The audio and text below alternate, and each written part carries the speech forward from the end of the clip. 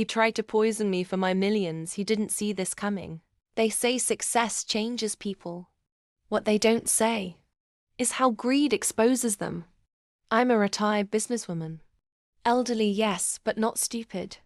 After 32 years of building a luxury wellness empire from scratch, I sold my company for $50 million.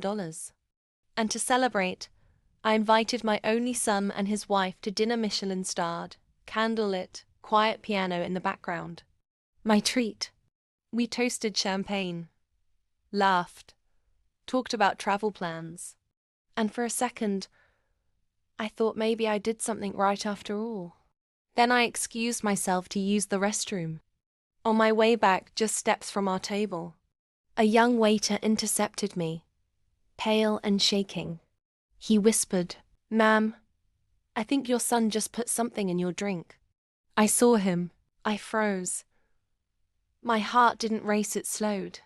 Like my instincts were giving me time to think.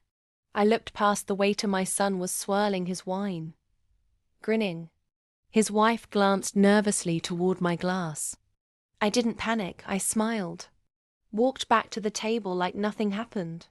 Sat down, picked up my drink, but didn't sip. Instead, I said, "You know what? Let's make a toast." They raised their glasses. I clinked mine. To family. The ones who think they're smarter than the ones who created them. They laughed, nervously. Then I calmly reached into my handbag and pulled out a small black case. Inside, a hidden voice recorder on the entire night, including the moment they thought I'd left. I pressed play, and there it was. My son's voice. "She's old. One sip and she'll go quiet. The money's as good as ours." His wife. "You're sure it won't show up in a talk screen?" The blood drained from their faces. I stood up, walked to the Mater D, quietly asked for the police. The waiter backed my story. The glass was tested, laced with crushed sedatives and something far worse. They were arrested before dessert. But I wasn't done. The next week, I held a press conference, donated $10 million to organizations protecting elders from financial abuse in my son's name. His face.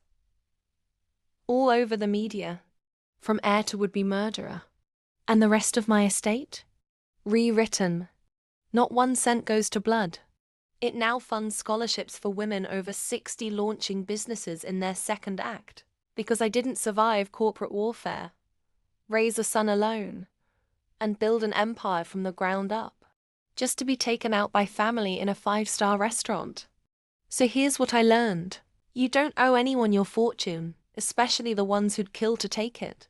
And if you ever feel alone, remember this. There's an entire army of survivors out there just like you who turned betrayal into firepower. Subscribe now to hear their stories, learn the signs, and protect what you've earned. And never forget, if they come for your crown, make sure they choke on the jewels.